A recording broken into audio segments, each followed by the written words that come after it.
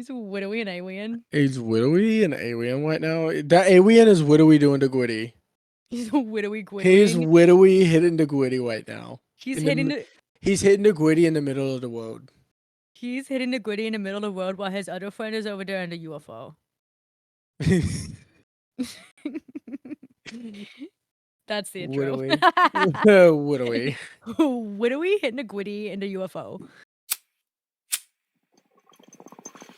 And here's to the beginning. I'll drink to that. Why, Johnny Ringo.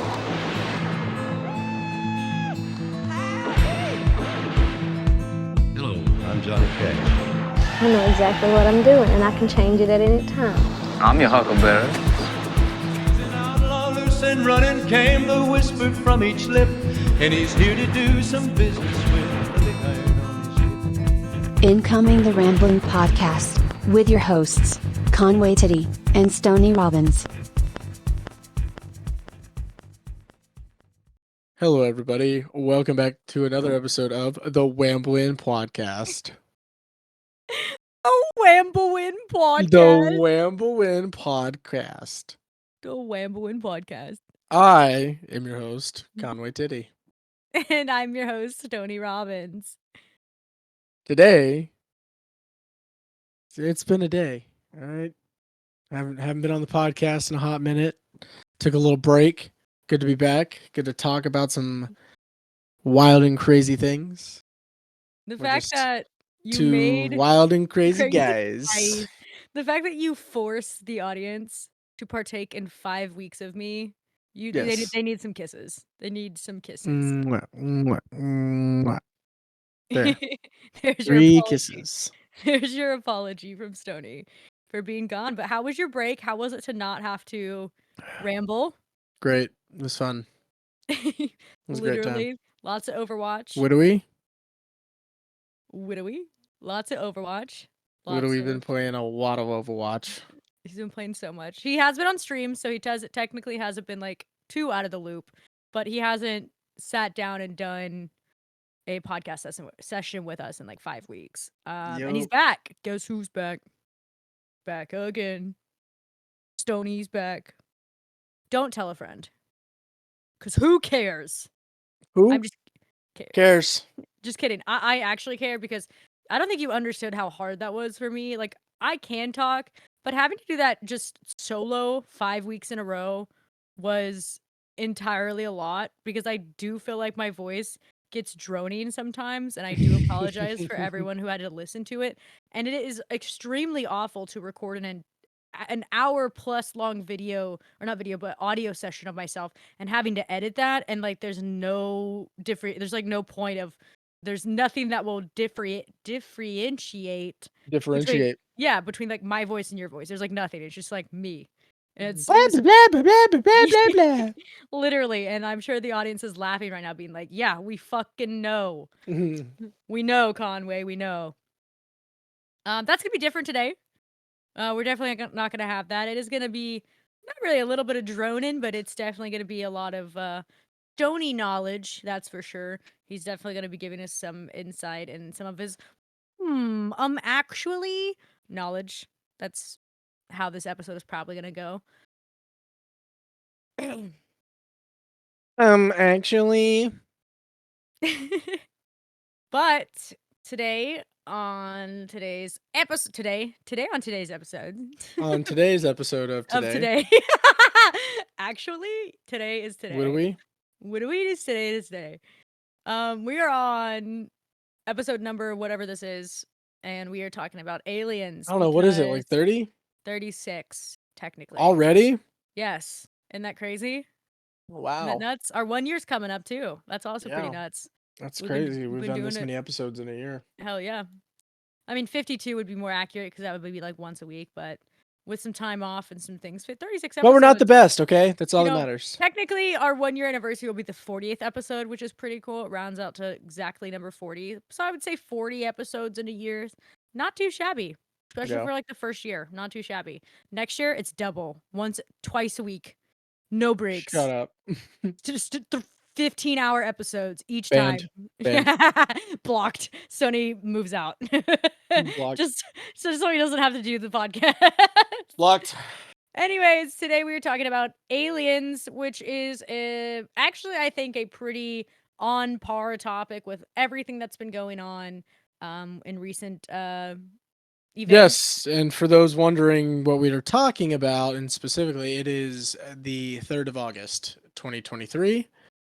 And was it last week or the week before? Couple weeks ago, Yeah, it was they within a good time frame. basically there was a Congress hearing, which we and will dive way more into towards the but end basically of the they episode, confirmed aliens exist. which they already did confirm They in confirmed 2020. UFOs. In 2020, when everyone was so worried about millions of other things, they were like, "Here's some aliens," and we were just like, "Cool." At this point, we are literally just like, whatever.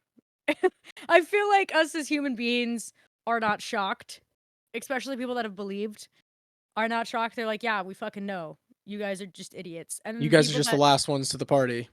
and the people that are deniers also, we'll get into that whole little subtopic later in the episode too. We'll talk about the deniers.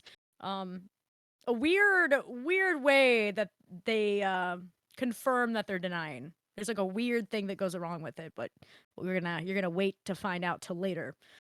So you guys make sure to get your thinking caps on and your listening ears out, because this is a very much a history/learning episode. It is scripted, which I write a script for Stoney and I to talk about, so it kind of keeps us on track. If you've been around for the other episodes, such as the fetish episodes, the pornography episodes, our sexual demons of history with Benjamin Franklin, just to name a few, those are very much kind of scripted episodes, and Stoney likes them a lot more because it kind of already tells him what he wants to say, right?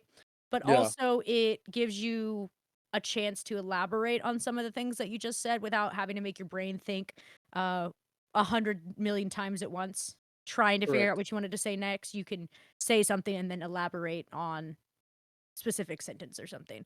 And I think you enjoy those a lot more, rather than just coming up with shit off the top of our heads, which is a majority of the episodes, Yeah, that's true. which was what I did for a good amount of time. And I think we'll do that once a year. I'll give you a good break to where it's just Conway chats, because I did enjoy talking about certain topics that were requested that were mainly for me, that I don't think you would have enjoyed talking about like at all. Yeah. Yeah, I know you did like one on makeup and some other stuff. Yeah, I So did one on probably. makeup. I did one specifically on like Conway and creating the persona and kind of my life story, in a sense of just like Right. from adult on. And that one's just like, ugh, you've heard that a bajillion times, but it's also like, I have you're heard that quite a few times. yeah, you're just like, whatever, So yeah, today is our alien lessons, and Professor Stoney and Professor Conway are here to Professor. tell you everything you needs to know. Technically, you're the professor and I'm like the TA, all right? You know what I mean? I'm like the teaching Yeah. assistant. You're there with your knowledge and your book. You're 85 years old. You got your big circle round glasses on. You have Not my big luscious, circle round ones. I've just got my normal ones on today. your long, luscious gray hair. You have on a sweater vest and a nice long button-up shirt underneath. And you're wearing Probably. slacks. You probably have like a coffee stain on your pants as well. Nah, I don't And drink that much you're coffee. rocking or that or tea, all right? That'd Don't be be tea. literal here. And you're rocking this really long mustache, that handlebar that just keeps going down and down and down and down. And you're our professor about aliens today, and I think that fits perfectly. Just saying. All right. 85-year-old Stoney here. Okay, so since this is a scripted episode, I always like to throw in our sources. That way you guys kind of know the gist of where we're coming from. Sometimes they're more into detail, but sometimes it's more of just like a general sources. So a few well-known ones are Time magazine and all of their detailed writers. MSNBC, talking about mainly the like congressional hearings, PBS with the congressional hearings. We have the History Network, which is going to be with our kind of alien sightings, UFOs, things like that. The Library of Congress, specifically finding our place in the cosmos from Galileo to Sagan and beyond. That's kind of the general gist of where our sources are coming from, and not to mention Merriam-Webster's dictionary for our definitions.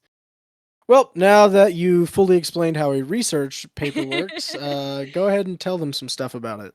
Before we dive into aliens, extraterrestrials, UAPs, UFOs, let's give some basic definitions in the terms so everyone is on the same page. Or if you've been living under a rock, at least you'll know what the fuck we're talking about. UFO is defined as a mysterious flying object in the sky that is sometimes assumed to be a spaceship from another planet. In recent years, some organizations and people have started replacing UFO with UAP, unidentified aerial phenomenon. Phenomena? Phenomenon. Phenomena. Phenomenon. Phenomenon. Phenomenal. That's why I was trying to get you to say it, because I knew you were going to do that. Phenomenal. Do. Unidentified and unidentified aerial phenomenon. Do. Wow, I can never look at that word ever again. It's great. A major reason why people might prefer UAP to UFO is that UFO is what language observers call skunked. This happens when a word's use becomes problematic, either because it's likely to offend or because it's lost its clarity of meaning. UFO is skunked because even though its literal meaning is neutral, unidentified flying object, means almost exactly the same thing as unidentified aerial phenomenon, people tend to equate UFOs with alien spacecraft, Martian invaders, etc. Aliens are defined as coming from another world, or what is also referred to as an extraterrestrial. This word was first used in 1848 and was given a proper definition by 1950. UFO was established in 1947, and gee, I wonder why. Humans have long imagined the kinds of creatures or peoples that might live on Earth's moon. This section briefly describes ideas about lunar life in the 17th, 19th, and 20th centuries through a series of items from the Library of Congress's collections. By examining ideas about life on the moon, insights emerge about the interplay between imagination and rigorous thought and our developing understanding of the universe. As more powerful telescopes and other techniques for modeling the gravity and atmosphere of the moon were developed, it became harder and harder to support the idea that the moon could be an Earth-like place. After recounting all of the reasons life on moon is unlikely, a 1950 astronomy textbook notes, even with all this, still, life in some weird form may exist on the moon external. Indeed, ideas about weird forms of life on the moon found their way into science fiction. H.G. Wells' 1901 novel, The First Men in the Moon, offered just such a weird form of life. Set in England, the story is narrated by a London businessman, Mr. Bedford. Mr. Bedford, who meets up Mr. Cavor, an inventor who created a new material called cavorite that negates the force of gravity. Mr. Cavor persuades Bedford to use this material to go on a trip to the moon with him. When they arrive on the moon, it appears to be a barren wasteland until they meet Selenites, the insectoid lunar natives who live inside the moon. Both men are captured by the Selenites, but manage to escape. After their escape, Mr. Cavor is recaptured and Bedford returns to England. While the evidence had mounted for a barren lunar landscape, people were still interested in a good story about the kind of strange life that could exist beneath its surface. In the 20th century, as the possibility of travel to the moon became reality in the Apollo missions, scientists explored the remaining possibilities what kinds of life could exist on the moon. For example, Carl Sagan wrote on the possibility of lunar organics as part of his doctoral thesis. When it came time to train Apollo astronauts regarding what they might run into on the moon, Sagan was chosen, along with other scientists and the science fiction author Isaac Asimov, to develop a curriculum for them on the possibilities of lunar organic materials. The procedures for quarantining astronauts who would return from the moon was in part shaped by Sagan's and other scientists' work outlining the possible effects of organic material and microorganisms on the moon. In the 1940s and 50s, reports of flying saucers became an American cultural phenomenon. Do do do do do. Phenomenon. Do do do do. Sightings of strange objects in the sky became the raw materials for Hollywood to present visions of potential threats. Posters for films like Earth versus the Flying Saucers from 1956 illustrate these fears. Connected to ongoing ideas about life on the moon, the canals of Mars, and the ideas about Martian civilizations, flying saucers have come to represent the hopes and fears of the modern world. Are these alleged visitors from other worlds peaceful and benevolent, or would they attack and destroy humanity? The destructive power of the atomic bomb called into question the progressive potential of technology. Fear of the possibilities for destruction in the Cold War era proved fertile ground for terrestrial anxieties to manifest visions of flying saucers and visitors from other worlds who might be hidden among us in plain sight. If UFOs were visiting our world, where were these extraterrestrials? Could they be hidden among us? Comic books and television illustrates how the possibility of extraterrestrial visitors reflected anxieties of that era. The 1962 comic There Are Martians Among Us, from Amazing Fantasy issue number 15, illustrates the way fear of extraterrestrials could reflect Cold War anxieties. In the comic, a search party gathers around a landed alien craft, but it can find no sign of alien beings.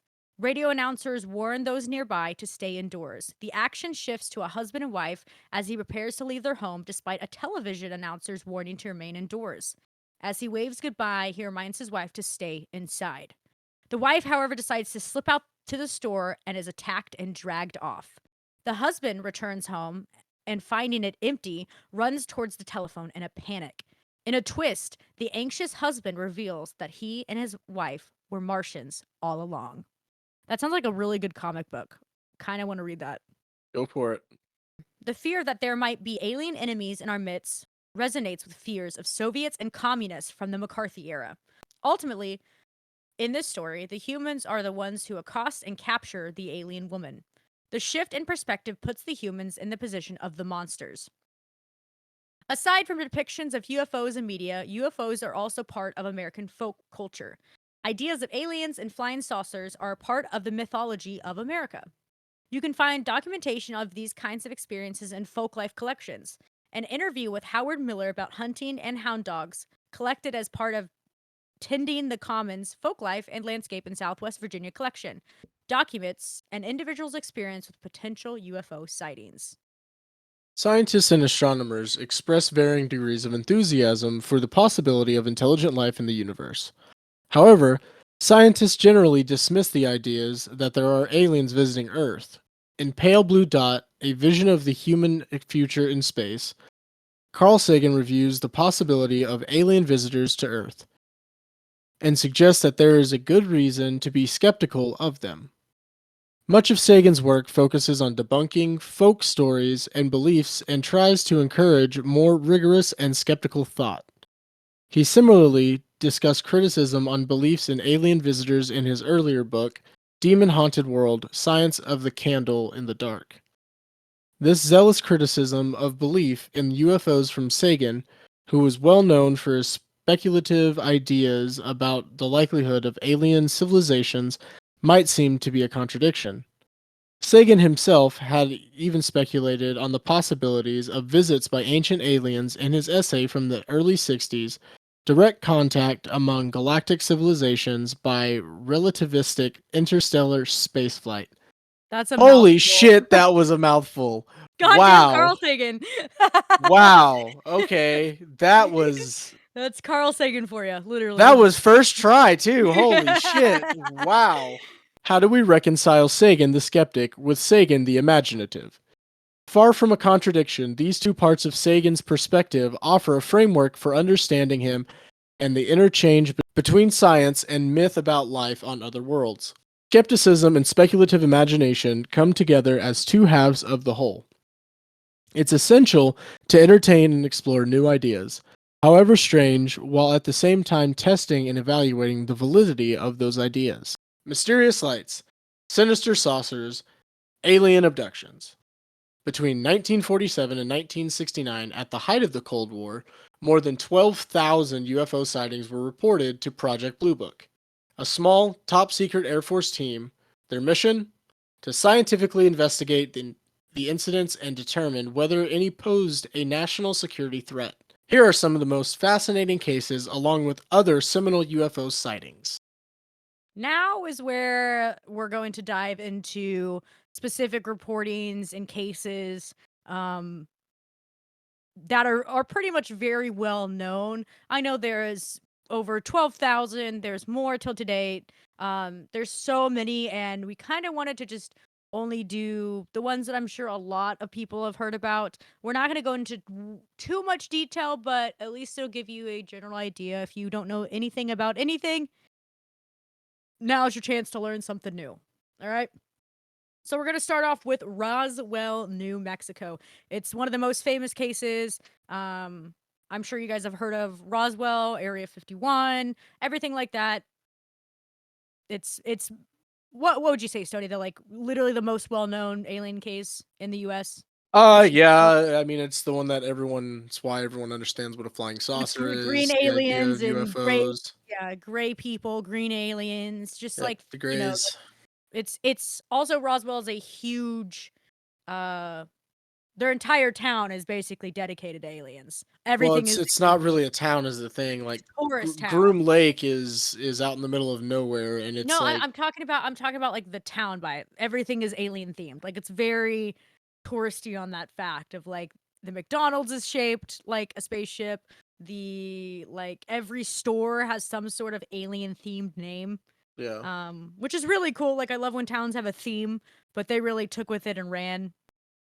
It began in the summer of 1947, at the dawn of the Cold War, when the U.S. Army Air Forces sent out a shocker of a press release announcing they recovered a flying disc from a ranch near Roswell. More than 70 years later, the incident remains a defining aspect of the area's identity. The town boasts a UFO museum and a research center, a flying saucer inspired McDonald's, alien themed streetlights, even an extraterrestrial family stranded in a broken down UFO on the side of the road of State Route 285. We've never been to Roswell yet, but I think it'd be so much fun to go visit.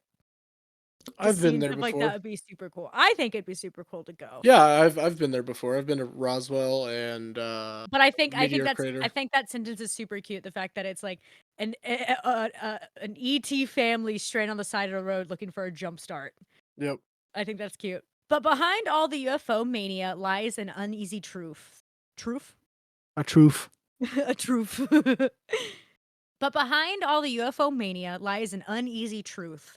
The events that transpired that summer are anything but clear cut, with admitted cover ups and conflicting explanations. It was a saucer. It was a spy craft. It was the Soviets. And new ones are still emerging. Sometime between mid June and early July of 1947, rancher W. Mac Brazel found the wreckage on his sizable property in Lincoln County, New Mexico, approximately 75 miles north of Roswell. Several flying disc and flying saucer stories had already appeared in the national press that summer, leading Brazil to believe the wreckage, which included rubber strips, tinfoil, and thick paper, might be something of that inkling. He brought some of the materials to Sheriff George Wilcox of Roswell, who in turn brought it to the attention of Colonel William Blanchard, the commanding officer of the Roswell Army Airfield, RAAF. Do you know anything about the RAF? Yeah, the British Royal Air Force. I said the RAAF. Oh, I only heard RAF. No, the Roswell Army Airfield. Oh, yeah, that's where Groom Lake's at. Okay. After U.S. Army Air Forces shockingly announced that they recovered remnants of a flying disc from a New Mexico ranch, officials quickly backtracked, claiming the debris actually came from a downed-in weather balloon. Quotes, air quotes. Decades later, the Air Force admitted they concocted that story to cover the fact that the wreckage came from an aerial spy device. Conspiracy theories endured about captured aliens and government cover-ups, obviously. The next one we're going to talk about is in Lubbock, Texas. There's many names to this story as well, but it is also one of the really big kind of alien stories or UFO sightings, anything you want to call it. And people still to this day say that you can see them. Yes. Some people have. Yes. Just depends on where you're at and if you're alone or not. August 25th, 1951 was a quiet summer night in Lubbock, Texas. That evening, a handful of scientists from Texas Technical College were hanging out in the backyard of geology professor Dr. W.I. Robinson, drinking tea and chatting about micrometeorites. Micrometeorites. Yeah, micrometeorites. That's Tiny, a tiny micrometeorites. yeah, that's a word. That's a word. It was quite the brain trust.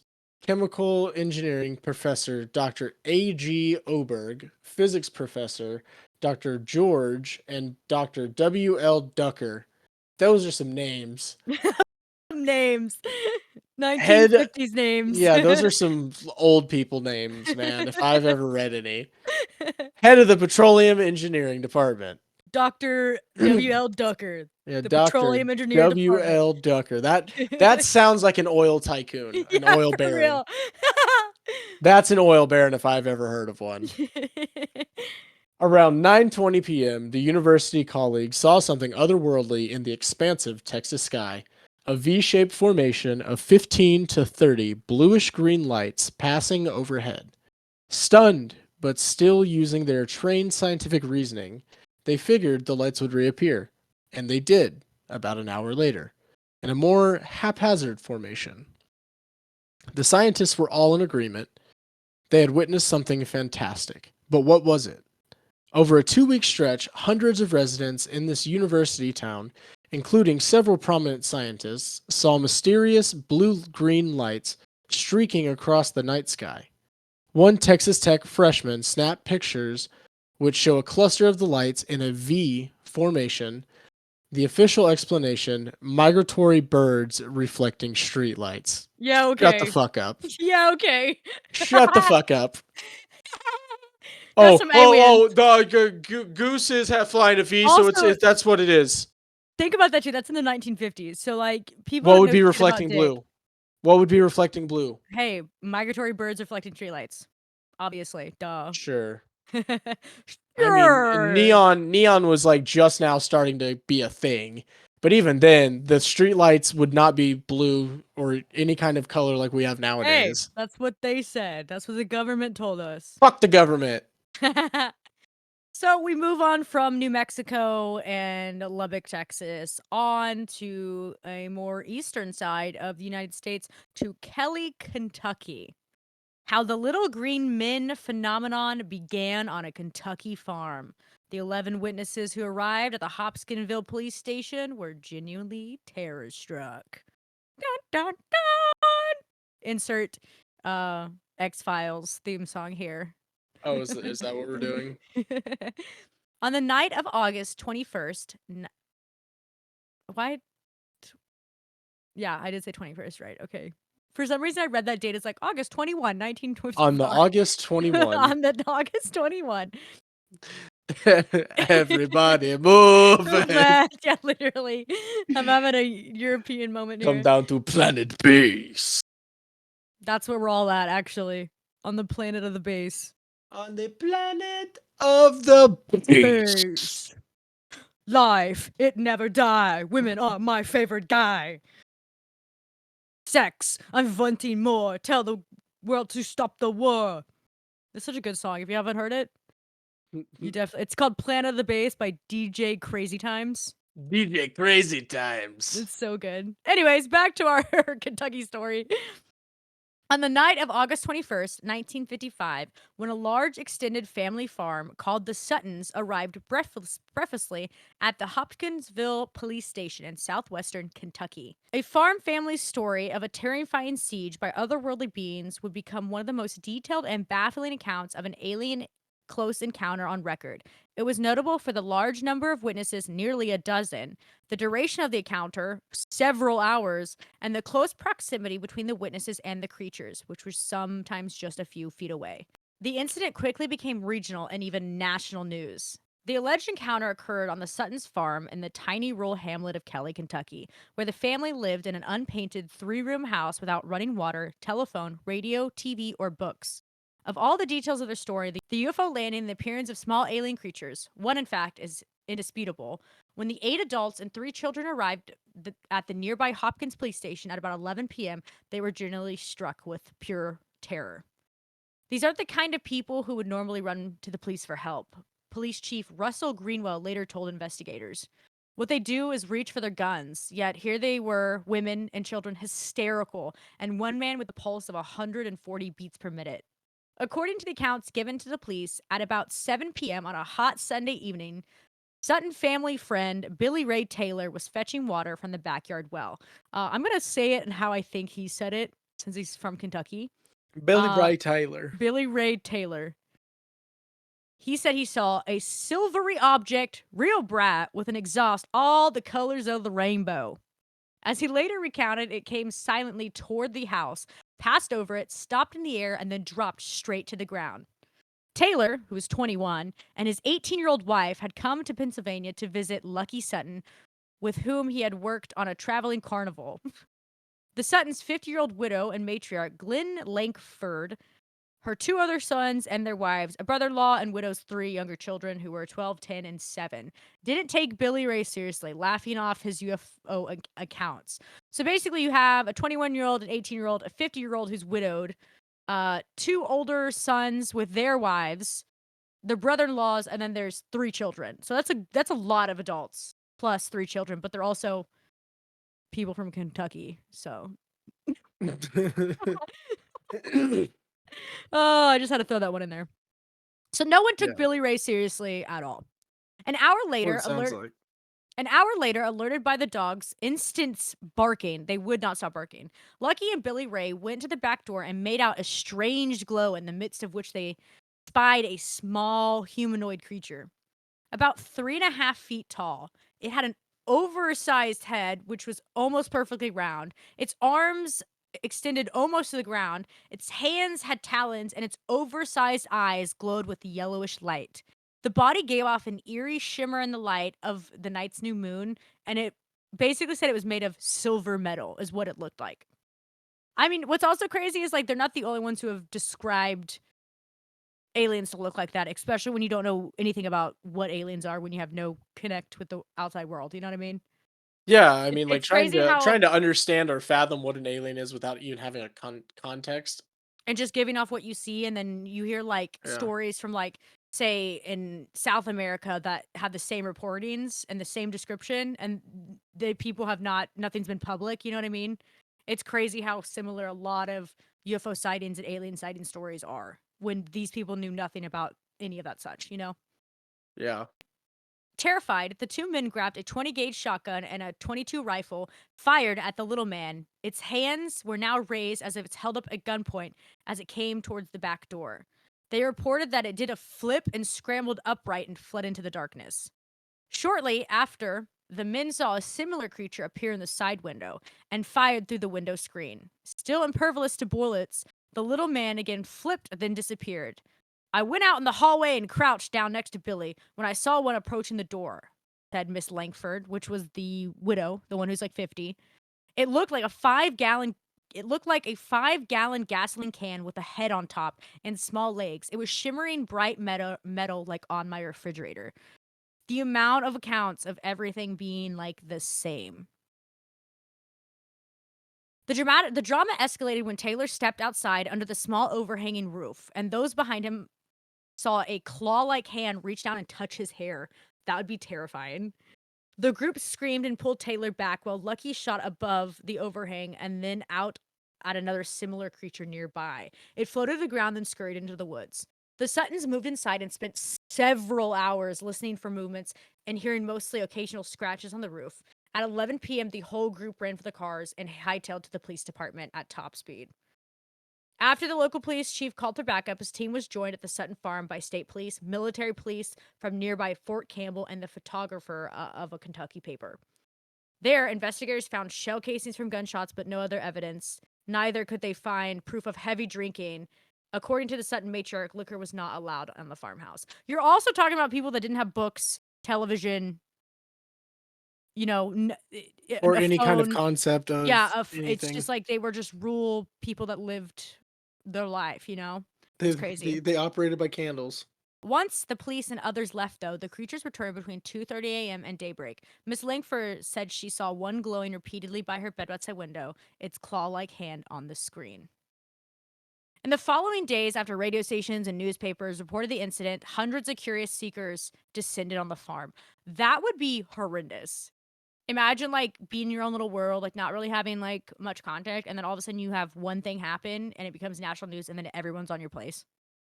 Yeah, that's wild. That would be awful. So that's basically what happened. Like everyone came to like either tell them they were stupid or it was a fraud, different things like that. Like or they believed them. There, what I mean, just people coming and standing on your property, and you're just like, this is the most people I've ever seen in one sitting.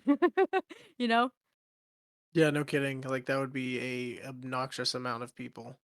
As the Kelly story spread into the world, it took on a life its own. The number of little men grew to dozens or more. A few years later, the little metallic men were conflated with an Eastern Kentucky women's report of a flying saucer, a 6-foot tall man in green, helping launch the myth of the little green men. Hey yo. That's insane. How you like that sighting? Especially when there's that many people. There were Yeah, like and that 11 many people people. can corroborate the same thing as like one Exactly or the same two thing. is It's okay, insane. maybe, but having that many people at once be like, yeah, this is exactly what happened. Oh, it's nuts. There's a few episodes on the last podcast on the left where they talk about Men in Black. They talk about tons of cryptids and aliens and stuff, but they talk about Men in Black. They talk about a incident that happened in somewhere in Latin America. I cannot remember where. And they talk about how these school children Oh yeah, yeah, basically, yeah, yeah, yeah, yeah, yeah, yeah. you know exactly what I'm It talking about. wasn't Latin America, it was in Africa. No, no, no, no. There was Yes, no, another one. it was in Africa. The one you were talking about where it's all the kids, that was in Africa Oh because yeah. it was in South Africa. Okay, yeah, yeah, yeah. And it was basically like Anyway, something native. like that, somewhere place. There was a school and these kids all saw the same thing, Yeah, and there's they like all 50 saw of the them. same. There were 50 kids all saw the same thing, and then they all had to tell their stories individually, Yeah, it separately, and became they all said the same exact thing. yeah, basically something pretty similar. The only thing was like It was like in the they 50s or all 60s they too. all saw something, but like no two were necessarily the same, but it was all similar in some shape. They were just all described It was differently because 'cause they're really children, you know? weird. Yeah, It's it a was really good really weird.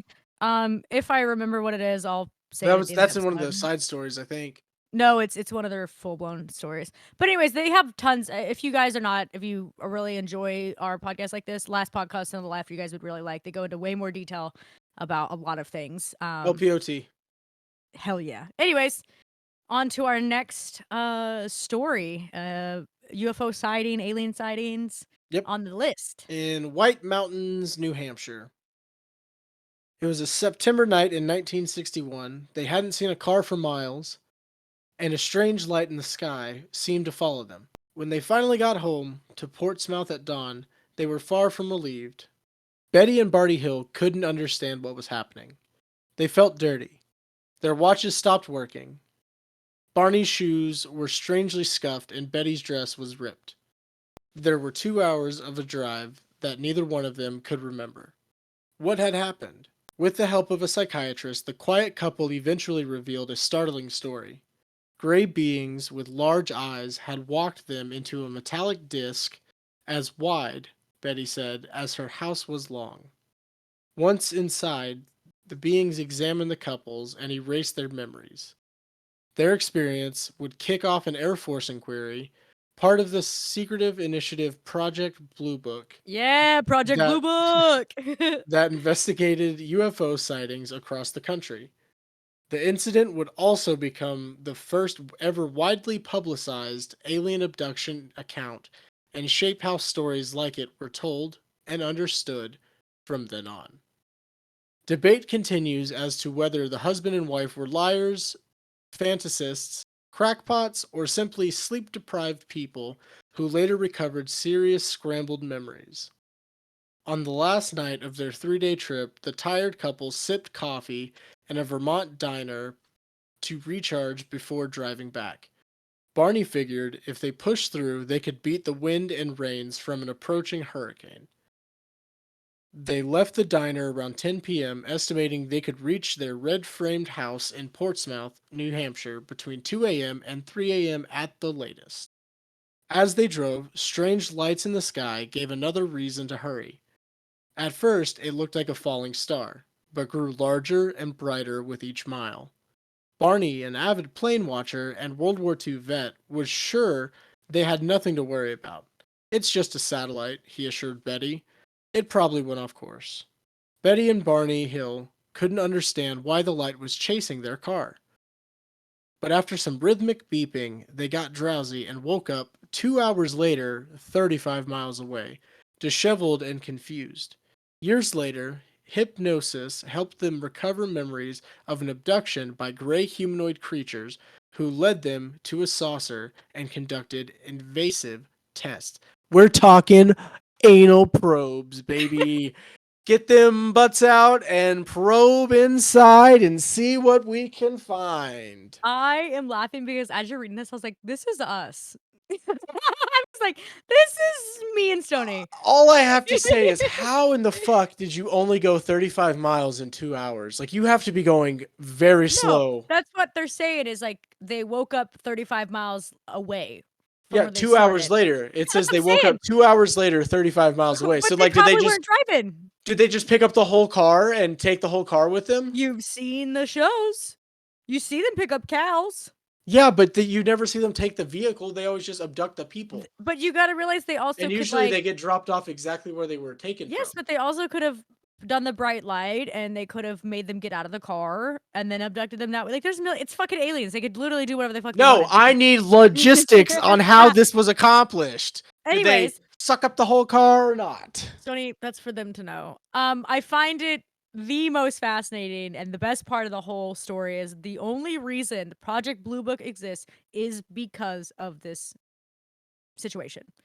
Betty and Barney became Betty and Barney Hill. They became widely well known for their story. You know, the same people, skeptics and believers, just depends on which side of the pendulum you fall. It turned into a full government project in the early 60s, 1961. After years and years of UFO sightings and alien abductions and alien sightings and accounts throughout the 40s and 50s, they finally made a secret government project. And there's more into that. If you guys want to dive into Project Blue Book, you can go on an extensive rabbit hole. Watch something on that could be a YouTube. whole episode by itself. It's insane. a whole thing. We might actually make that a whole episode of itself because it's very detailed. There's tons of accounts. It's quite insane. But we're gonna move on from the north in New Hampshire down to Dayton or over to Dayton, Ohio. In June 1947, while flying his small plane, businessman and civilian pilot Kenneth Arnold reported seeing 9 objects moving at high speeds through the skies over Washington's Mount Rainier. Widely publicized reports of Arnold's experience, followed by an increasing number of reported UFO sightings, led the U.S. Air Force to begin an investigation into the sightings called Operation Sign in 1948. The Air Force's UFO-related inquiries took place against a backdrop of frenzied popular interest in the strange flying objects, which reached its peak soon after Project Blue Book began in 1951. Headquartered at Wright-Patterson Air Force Base in Ohio, Project Blue Book would become the longest running of the U.S. government's official inquiries into UFOs. Like I said, that could be a whole episode in itself. If you guys want to know more, please take the time to really get into it because it is lengthy and so detailed. Alarmed by the striking number of UFO sightings reported in 1952, the administration of President Harry S. Truman feared an outbreak of hysteria over the issue. In 1953, the Central Intelligence Agency, aka the CIA, responded to these fears by assembling an expert panel of scientists headed by physicist H.P. Robertson of the California Institute of Technology to discuss the UFO issue. The Robertson panel met for 3 days, during which they interviewed military officers and the Blue Book officials and reviewed photos and film of supposed UFOs. The panel concluded that there was no basis for the so-called extraterrestrial hypothesis, and the UFOs posed no security threat. What a bunch of fucking morons. You know? What a bunch of little idiots. What a bunch of weirdo dweebs. What a bunch of dweebs don't believe in aliens. Little piss babies. Yeah. Little baby piss babies. Little dweeby baby piss babies. Fully 90% of the sightings, according to the Robertson panel, could be attributed to astrological or meteorological activity or to man-made causes such as balloons or searchlights. The panel's findings were not fully declassified until 1979, feeding suspicions that the government conspiracy was in the works. No fucking duh. They're hiding everything. They hid everything from us until 2020 when they finally were like, yeah, there's aliens. Here's some proof. You know what I mean? Fuck out of here. Over the next 17 years, Project Blue Book would compile reports of 12,618 UFO sightings or related events. So you're telling me in the 12,618 UFO sightings, not one of them were like, yeah, that's a real alien. They were like, no. I bet you almost all of them were 100%. I bet you Yeah. all of them they were aliens. I'm not gonna say not all of them, but like a good portion, because some people are just have some mental illnesses back in the 50s and they didn't really know it through the 60s and 70s. You know what I mean? Like people were getting lobotomies for being depressed. You know what I mean? Things like that. So, similarly to the Robertson panel, Blue Book would eventually classify more than 90% of these identified, meaning that they were caused by a known astronomical, atmospheric, or artificial, quote unquote, man made phenomenon. Don't believe that a bit. Absolutely don't believe that. The remaining 700 incidents remained unidentified. These included cases in which there was insufficient information to assign the event to a known cause. So it was aliens. What the fuck you mean? Yeah, exactly. Of course, So it it was was aliens. aliens. In 1966, the Air Force had requested the formation of another committee to look into the details of 59 UFO sightings investigated by Project Blue Book.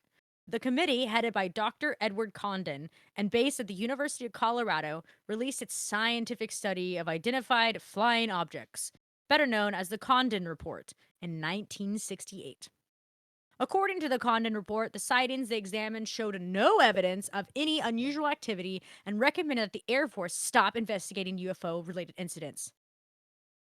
The aliens are not real. Stop it. Don't look into it. Nope, nope, nope, nope, nope. Stop it! No, you can't do that. you can't believe in aliens. No, You stop. can't. No, that's Auting. That's Oz. We'll research it. Go away. Your mom said that you can't look at UFOs. Only I can look at UFOs. That's how they're acting. That's literally how they're acting in all of these. No, that's wrong. You're wrong. It's stupid. Meanwhile, behind the scenes, they're like, holy fuck, guys. Holy fuck. You know what I mean? Stupid. In 1969, ayo, in response to the Condon report, as well as a declining number of UFO sightings, Project Blue Book was officially brought to an end. Because no one wanted to fucking bring their UFO information to them. Everyone was like, you're just gonna fucking deny it anyways. You've never once confirmed any of them. I get it. You know what I mean? Fuck. Among its conclusions were that the sightings categorized as unidentified, there was no evidence submitted or discovered by the Air Force that there were results of technology beyond the range of modern scientific knowledge or that there were extraterrestrial vehicles. What do you mean? What do you mean? What do you mean? What the fuck do you mean? What do you mean? So basically in 1969, when things were just getting good, everyone stopped talking about aliens. Obviously, there was like wars to talk about and a bunch of other shit going on. You know what I mean? Yeah, they Um, just wanted to talk, but they wanted no one else to be able to talk about it. Yes, and then they basically said like they basically denied any case. They were just like, "Oh, we're gonna categorize it as unidentified, but it's definitely not beyond our modern technology." And fucking 1969. Yeah, okay. Your modern technology is like a fucking typewriter. Like, chill. Right. Chill. And it's funny because if you think about it, like that's how they acted in the 60s about UFOs. Like they were just deny till you die. They're right? still doing it. It No, took no, no, until no, no, no, no. 2020. Listen. They're deny till you die.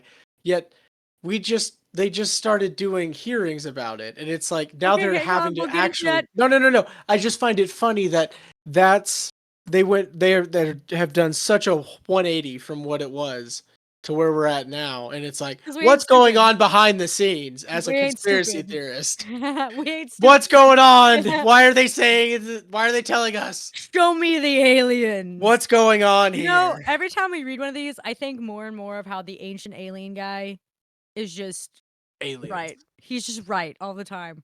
And we made fun of him for so long, and people made him into a meme, and people made him thought he was just a crazy fucking Looney Tune. And now he's Yep. like, haha, you fucking idiots. Aliens. Yeah, that's insane. BRB gonna binge watch all Ancient Aliens after this episode. Right. It's such a good show. Some of them get a little wild and wonky, but it's still fun. Now you could be like, is that true? I don't know. The aspect of being like, is it true? Rather than be like, absolutely not. You know what I mean? I love Yeah. that aspect now. Being like, that might be a possibility. Anything's possible. Plausible. In Mythbusters terms, it's plausible. And for our final one, we're going to head on down to New York City, New York. On New Year's Eve of 1982, a few minutes before midnight, a retired police officer was out in his backyard in Kent, New York, when he observed a group of strange lights off to the south. It's kind They- of nice that we're heading into the 80s because we've been talking about the 40s and the 50s so much, and it seems like there's yes, so much the land of synthwave and pastel loud colors. neon colors, everything. It's nice that we're jumping some decades because so many of the accounts do happen in 40s through the 60s, and then once that project got shut, everyone kind of shut up about it, and now we're into the 80s where people are talking about it some more. Yeah. And now we will never stop talking about it. Aliens forever. They were colored red, green, and white. At first, the former officer thought they belonged to a jet aircraft in trouble. But as the object passed over his house at a height he estimated to be about 500 feet, he realized it was moving much too slowly for a jet and made too little noise. Just a distant humming sound. And That'd it be was, so scary. yeah, That just that'd be so scary. Are you kidding me? And being that close, bro, fuck off. yeah.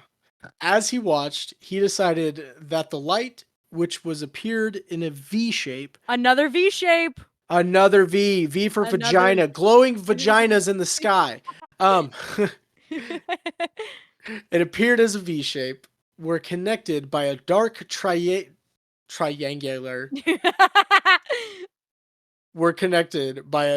triangular fuselage. He wouldn't be the last person to report such an event. Many others followed, and by March 23rd of 1983, the A local whole year later. a which is whole also year, crazy. a whole year Years after later, like just it keeps a going. year and some months actually. It's crazy. The local newspaper in Port Chester, New York, was running a front page feature describing crowds of people claiming to have seen the triangular object. And they're saying aliens aren't real. Why are Yeah. so many people in the same area seeing the I same fucking want thing? to believe. Okay, God. that's all it is. I want to believe. The witnesses who were interviewed included an on-duty police officer named Kevin Soravila, who testified that he had seen the object twice in a 45-minute period after his department had received more than 100 calls. He described the object the same way the others had, saying that he had seen it stop in midair and turn perpendicular before reversing course and heading away from view. At no point in the article was there any suggestion of people making up stories or misidentifying anything. Which is crazy. The fact, like I said, Yeah, there all was of these people, they weren't trying to discredit it because so many people saw it. When you have that many people, it's kind of hard to be And like, then but it also- wasn't real. them explaining the movement of it is huge. Exactly. You could just Yeah. be like, oh, it zoomed off and went over here, but it's like everyone kind of saying the same shit. Everyone saw on. the same thing. Come on. By November of that year, the local newspapers were not just covering the sightings themselves, but also the people who were flocking to the valley to investigate this activity. On November 11th, 1983, the Journal News in White Plains, New York, ran a 2-column story featuring interviews with UFO investigators, a ufologist. I love that name. I love that term. I hate it because people say ufologist. Ufologist. It's a So debate. sick. Marcus always says ufologist, and I hate Yep. it because he says UFO also. Hey, Marcus Parks is never wrong, all right? UFO sounds stupid, okay? So does ufologist. Ufologist sounds dupe. Okay, anyways, ufologist. One ufologist from Connecticut who was a member of Citizens Against UFO Secrecy told a UFO? reporter, Fuck off! Fuck off! UFO. Fuck Citizens off. Against UFO Secrecy told a reporter that more aliens would probably visit Earth if humans weren't so hostile towards them. We just all want to fuck them. We're all Now, just assholes now. It's like, but now's no. not the time. Do you Now see is the not the time. Do you see the amount of polls that are going around of people being like, "Would you fuck?" Yes, We everyone had would this try to fuck discussion. the Remember, aliens. we had this discussion. If you guys haven't heard our last episode, we did an outer space episode after we did our ocean episode Oh back yeah, in when October, where yeah, I dressed up as an alien. We yep. talked about if people would fuck aliens, and it was 100% they would. There's a resounding yes. A resounding yes, people would fuck aliens. A second investigator accused the federal government of having crashed flying discs and alien bodies, insisting that they were covering up the information to keep it from the public. That guy may or may not wear a tinfoil hat. 100%. May or may not. So now we kind of rounded up some particular stories. Like I said, there's over 12,918 just in Project Blue Book alone.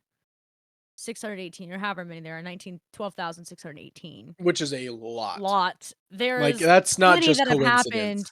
That's just to 1969. There's been plenty that has happened since now. So that was our little summary of some fun little stories. So I hope you guys learned some nice little cases. And now we're going to move on to our next part. Kind of a little add-in, our little government part. Yep. And as we all know, the President of the United States has access to secret documents.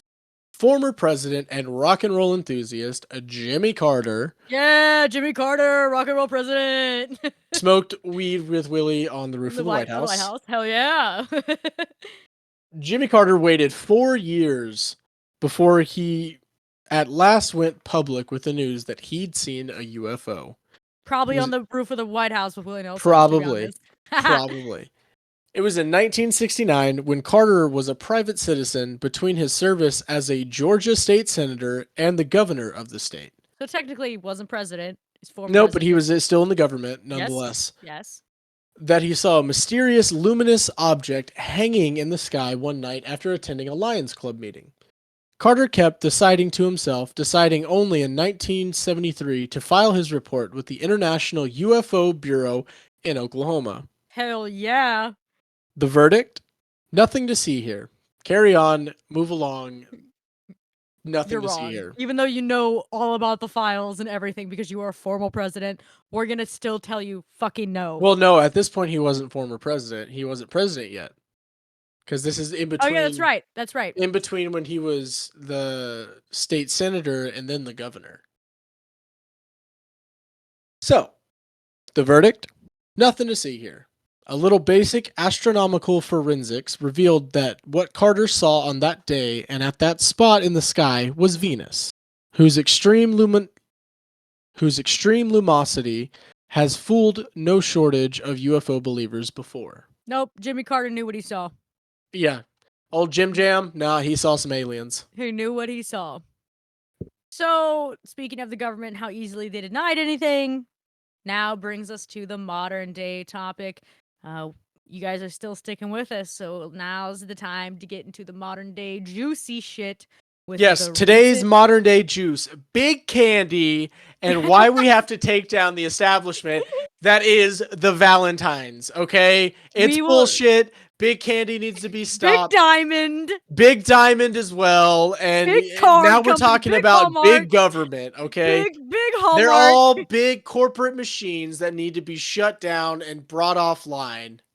Oh my god, if you guys don't know what I'm talking about, that has been an inside joke since February with our Valentine's Day episode. Stoney has kept that bit up this entire time. We are now in August. He's kept that up for months now, and I'm sure he's going to keep it up for years to come. It's going to be a long-running thing because there's always a big something. You know what I mean? Like big greeting card. Like why are greeting cards in industry? Hallmark. Big Hallmark. That's the only reason why. So now we're into the recent government hearings. If you guys don't know, like we said at the beginning of the episode, it is now August 3rd when this episode is out of 2023. A couple weeks ago, they had some congressional hearings about UFOs, and we're going to basically tell you all about it. We're going to read you some quotes, the people that were involved, and kind of dive into the shit that's been happening recently. Now that we kind of give you a like, the government's been hiding so much shit in these past stories. I wonder what's going on. We're really going to get into it.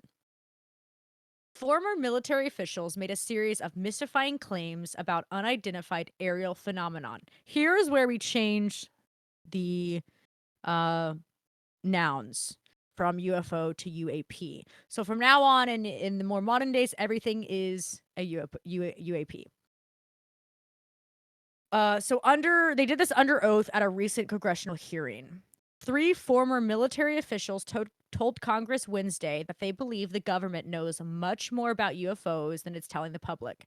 A House Oversight Subcommittee held a hearing on UFOs, officially known as UAPs, and heard mystifying testimony about unexplained object sightings and government possession of non-human biological matter.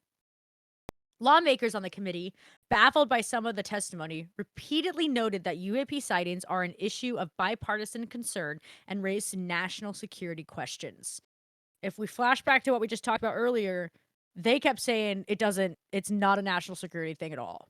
See, but The now they're 40s stupid through the because 50s now, to the 60s, 70s and 80s, 90s, and early 2000s, yeah, they're all like, these it's not a decades, security risk. It's not a and security now risk. they're getting And into then, and it that's being a because security we risk. live in a post 9/11 world where now every Everything single is being a thing is security a risk. national security risk because they have to justify the Department of Homeland Security spending billions and billions of dollars Yep, every year for a war machine that we don't fucking need. Bingo! And then once And something so it's happens, a then matter of everyone national security. So that way they can know who to spend money and who to invest in. So which company is going to turn a huge profit because there's no law against Congress having share prices and shared interest in stuff that they vote on. And it's bullshit. And lobbying is a fucking crime. And that's why our country sucks and why there's going to be a downfall of civilization. Fucking big government. God. Oh, that was take Get a me breath, fired Stoney. up. Take a breath, Stoney. So I think it's hilarious, but it's also the point of people always make that argument of like, well, they're spending all this money on government. What if something happens? And when something actually happens, everyone's like, oh, okay, I'm glad we spent all that money. You know, it's like the stupid flip of the coin. Anyways, so now they're talking about that might be a concern and we need to raise the national security question. So what Sony said, they can make tons of money off of it. They can spend tons of money off of it. Blah, blah, blah, blah, blah. Fuck a dick, suck a dick, right? All Fuck a fucking dick, stupid. suck a dick, huh? Separately, some accuse the federal government of endeavoring to conceal key UFO related information from the public. Which, of course, they do. Though they did not provide evidence to support those allegations. We don't need evidence. We know you do. It's the government. They always hide stuff. This is a quote from Representative Robert Garcia. Quote, the sheer number of reports, whistleblowers, and stories of unidentified anomalous phenomenons should raise real questions and warrant investigation and oversight. And that's why we're here today. UAPs, whatever they may be, may pose a serious threat to our military or civilian aircraft. And that must be understood. End quote. Which I get how they're trying to be a steps ahead, because I guess it must be serious enough for them to start taking it as a serious threat, considering they've been decades of not taking it seriously. You know what I mean? I feel like something has happened behind the scenes, you know? They've seen what things can do. You know, you catch my Oh, drift? yeah, definitely. I mean, of course they have this new space age tech and everything like that. Where do you think it comes from? Outer space. Meanwhile, the aliens are listening to this podcast right now, and they're like, "Oh, they're so right, dude. They're so right." Smoking that Jupiter pack. Fucking the aliens are listening to the Ramblin' podcast right now, and they're just like they know what they're talking about. They get Conway, it. They get it. They get So it. if Have you guys heard of this if you're podcast? hearing this and we're transmitting, give us some kind of info. Give us a sign. I don't know. Give us. No, I don't know. Let's call it. Let's call it 250,000 Earth dollary dues, and that'll be a sign that you get this, and we will always cater This is to not the universe. our alien overlords. Stoney fucking selling his soul to aliens already for only 250 smackaroons. No, I said 250,000. Yeah, thousand, baby. that's We're still, talking quarter million dollar. 250 million spacey dollars. Actually, what the fuck are you talking about? Give me some galactic credits. Yeah. You know, Give me some Okay, you fucking give me Star some Wars nerd. Mercury Lake front Oh my property God. on Mercury or something. You're I the don't know. worst. Shut up. Shut up. Give me a These you. timeshare on Mars, Oh okay? my God, Stoney. These UAP sightings, experts say, might be attributable to balloons, drones, optical illusions, or even the blinking lights of commercial airlines. Which it's not. Fuck a dick, suck a dick. Come on. The Pentagon has said that they have seen no evidence linking UAPs to the alien activity, though they have not ruled out that explanation, which means it's true. It means it's true. They haven't ruled it out, so they're like, actually, we're gonna give them like a crummy crumb of like what's real. Here's a little crummy crumb. Here's a little crumb. You peasants get a tiny crumb. That's what it feels like. David Grush, a former U.S. intelligence official, told the panel that he is absolutely certain that the federal government is in possession of UAPs. Citing interviews he said he conducted with 40 witnesses over a 4-year period. The former U.S. intelligence, That's 10 a year. yeah, that is 10. That's That's 10 that a could year. very well be 10 a year. With the math be mathin'. If the math be math, and that's the law of averages. The former U.S. intelligence official said he led Defense Department efforts to analyze reported UAP sightings and was informed of a multi-decade Pentagon program that endeavored to collect and reconstruct crashed UAPs. Project Blue Book? Question mark? Oh, gee, I don't know. The government knowing about aliens? Who would have fucking thought? Oh, we've been doing Jesus. it multi-decades. Oh, wow. I thought this was brand new. Wow, guys. Wow. Remember, during these hearings, they are also like no emotion. Yeah, and they act They like are they're hearing this showing for the first time. And it's like, shut up, no, dude. there's no emotion. Like they're like, oh, aliens. He goes, yeah, well, we need to move on to the evidence. Like they fucking you guys gotta watch some of the hearings. The way they talk is so monotoned, and it's like they're being so professional about it. Like I said, it's not like the biggest thing that's happening right now. It's just stupid. It's just fucking weird. U.S. Navy pilots and other American military forces have reported more than 650 instances of flying objects moving in all manner of ways that defy conventional aeronautical physics. Doing loop-de-loops, changing directions with the nimbleness no existing technology could manage. Like 650, over 650. Yep. Navy pilots. Yep, And and other that's military seeing stuff they forces. cannot explain. God. The fact that there are people that are trained in this shit and they're like, I have no fucking idea what that is. That are part of the fucking military is just mind blowing. And they're like, no, it's just your imagination. Yep. None produced detectable exhaust. Some turned with a suddenness that would have produced deadly G-forces to any human who might be on board. In 2020, the Pentagon released videos of 3 of the Navy's sightings, confirming that whatever the UAPs are, they're very real. See? I hate that they deny it, and then all of a sudden they're like, never mind. Just kidding, you guys are right. Ha ha ha. So quirky. Fucking government, Jesus Christ. Ryan Graves, a former Navy pilot, told the panel that military pilots do not feel adequately briefed on UAPs, which he said leaves them unprepared to respond to a UAP encounters. The former Navy pilot claimed that commercial airline pilots have spotted UAPs too.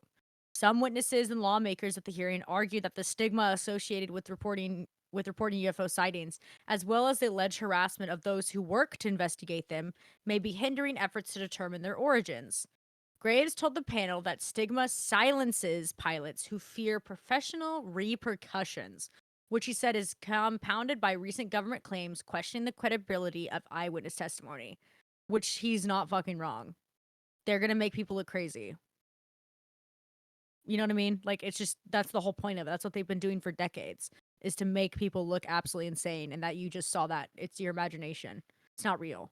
No matter how many people saw things, David Fravor, a former Navy commander, said he and 3 fellow military pilots spotted a white tic-tac-shaped object in 2004, hovering below their jets and just above the Pacific Ocean. As he descended to inspect the sighting, he claimed that unidentified aircraft which he said bore no visible rotors, wings, or exhaust, began to ascend and approach his fighter jet. He claimed that the UAP then vanished, only to reappear a few seconds later. But this time, it was spotted 60 miles away.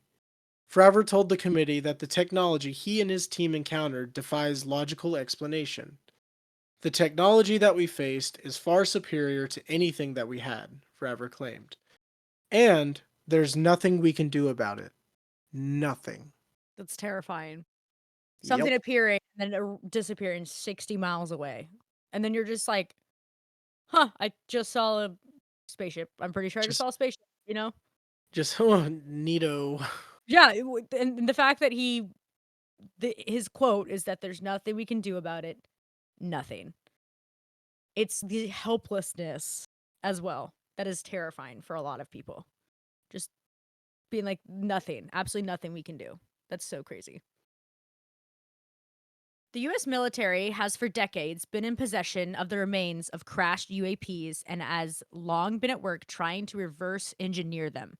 Not only that, the government recovered non human biologicals and has been aware of non human activity since the 1930s. Why the fuck you lying? Why Yeah. you always lying? Oh my god. Stop fucking lying. Literally. And the science is where things get awfully tricky, especially when it comes to how and why ET would be coming to our particular spot in the universe. The fact that there is 400 billion stars in one galaxy, the Milky Way, one fucking galaxy, that's also mind blowing. Virtually every one of which is circled by at least one planet, and many by multiple planets like our own solar system. Our galaxy is about 100,000 light years across. A single light year is just shy of 9 trillion kilometers, or about 6 trillion miles. That's a lot. 6 trillion miles. 400 billion stars, one galaxy, and 6 million, they're 6 trillion Trillion. miles away. That's 6 insane. trillion. Unless Einstein is wrong, and he hasn't been yet, nothing can exceed light speed, and merely approaching it would take an astonishing degree of technological achievement. Now, take all of those five figures and multiply them by 2 trillion, or the number of galaxies that observations by NASA's Hubble telescope have estimated are in the universe. So, 400 billion stars times the Milky Way times 6 trillion miles times 2 trillion. That's the number of galaxies in the fucking universe that we can know of. Isn't that also? I cannot wrap my brain around that. That is, Yep. you cannot wrap your brain around it. Like, it's literally, my brain hurts when you really try to think about it. You're like, it makes you feel so small. Which we Yeah, are. that's We are just that. Yeah, we are a we're just floating dots. rock in space, and we think we're the superior race. Like, fuck off. Yeah, our little. We think Our, human species are a pure superior species. yeah, we It's think we're the insane. most intelligent thing in the galaxy, So fucking stupid. People are which so is fucking dumb. asinine. God, I people are think so fucking dumb. we're probably not even top 10. As we said it in the last episode of our outer space, we are big dum dums. We are the big dum dum We idiots. are the big dum dum of the universe. Yes, and they are so much smarter Unless than there's us. like a race of slug creatures that We're don't still have stupid. sentience. Nope, we're still stupid. We're They're still the still big dumb idiots. superior. They already have rocket technology. Yeah, we're just fucking idiots. That makes for an awful lot of planets and an awful lot of cosmic real estate for a visiting spacecraft to just come to our little world. Mm-hmm. Fucking nuts. Whether you are a believer that wishes to appease the aliens of the universe or the skeptic that still doesn't believe anything and it's just Jesus coming back, honestly, it is what a lot of alien deniers say when the topic is brought up. But Which is hey, also what we talked about at the beginning where I said the deniers. yeah, religious Any deniers. not even just no, not religious deniers. Anything with aliens, anything with the extraterrestrials, especially now that we've talked about the most recent government hearings, majority of the people that do not believe in this only believe that it's Armageddon, it's the end of the times, and Jesus is coming back. It's not actually aliens, it's Jesus. And That's a lot to take in. That's a lot to take in. More than the aliens existing is a lot to take in. You know what I mean? Yep. And if people truly believe that, how they can believe that, that's what they want to believe. But in my opinion, I think that is the most asinine thought you could ever think of, is knowing that there is billions and trillions of galaxies in the world, and we know that there's other planets In the world. or in the universe, right? In this universe, in the cosmos, whatever, right? Yep. Knowing that there's trillions and billions and we're so far away and we're like a tiny person floating through a rock in space, right? Correct. The fact that the person, after we've had proof from the government and there's been so many years of it, and people just bring it back to this, in my opinion, made up religion by men decades and thousands and hundreds of years before. Millennia. Sure, right?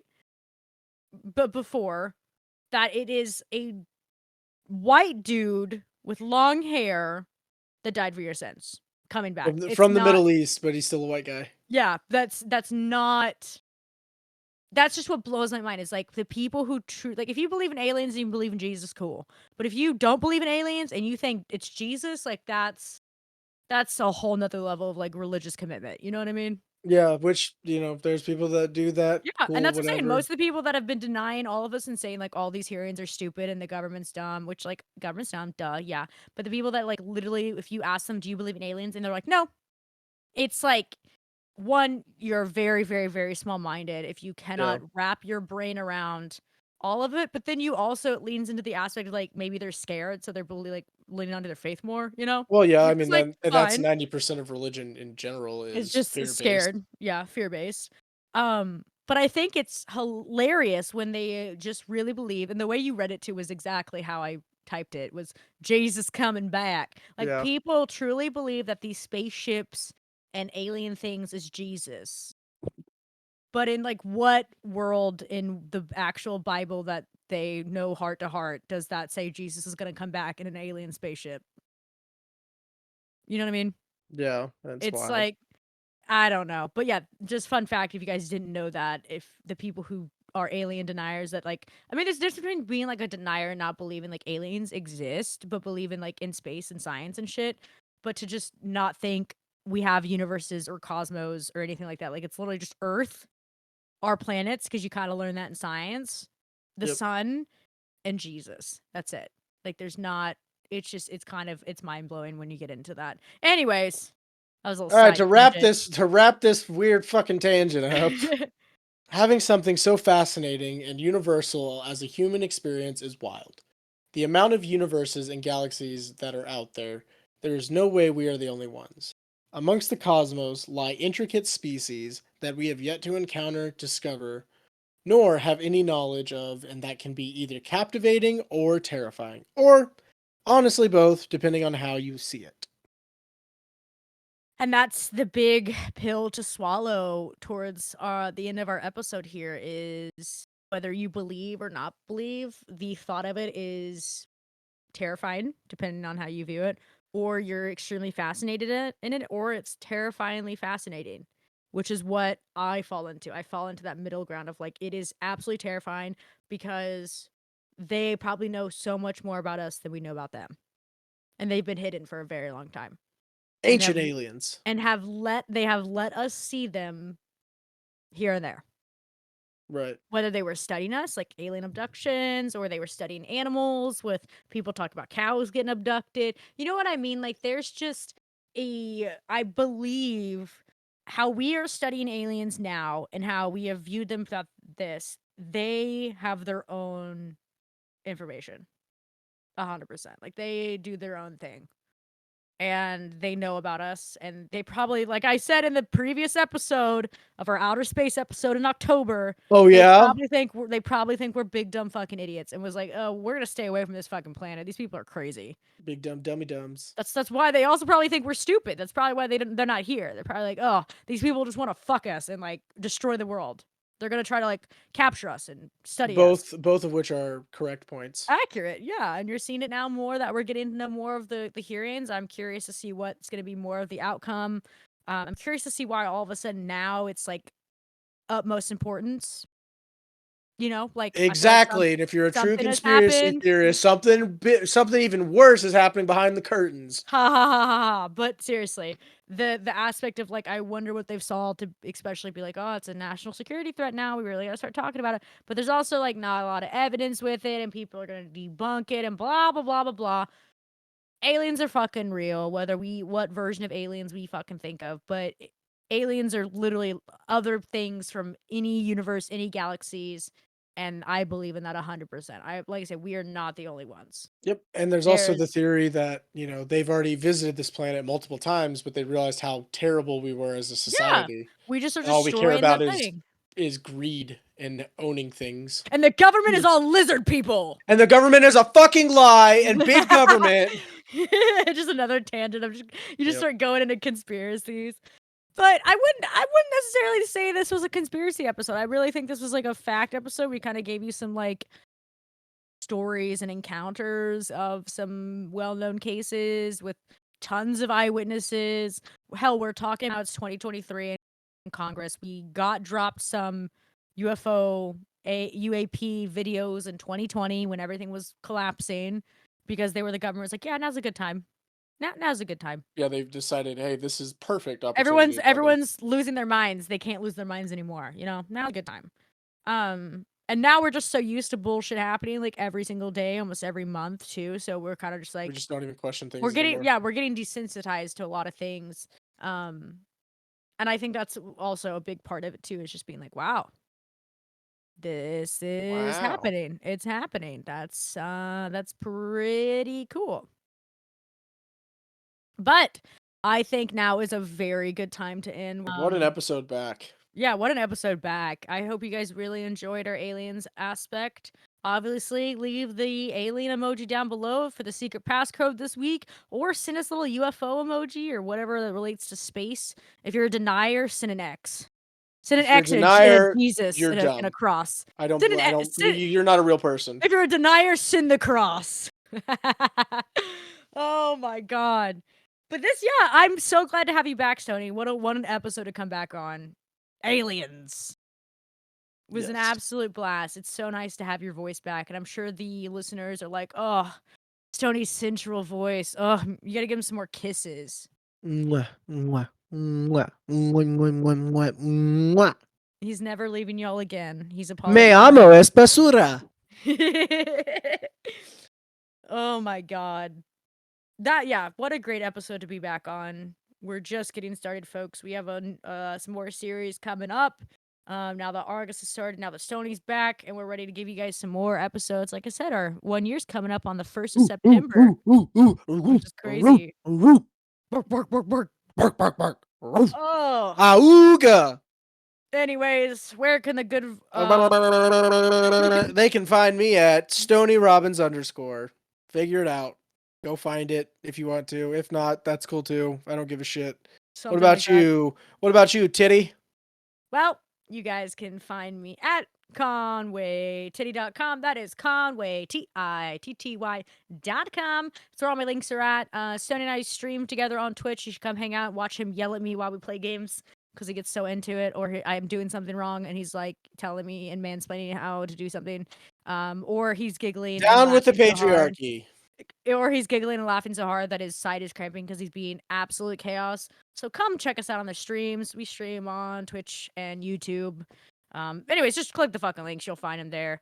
But other than that, we appreciate Like, comment, subscribe, download, subscribe to our share. podcast channel on Apple Music or Spotify or Amazon podcast. Slacker or wherever the fuck you find podcasts. LOL.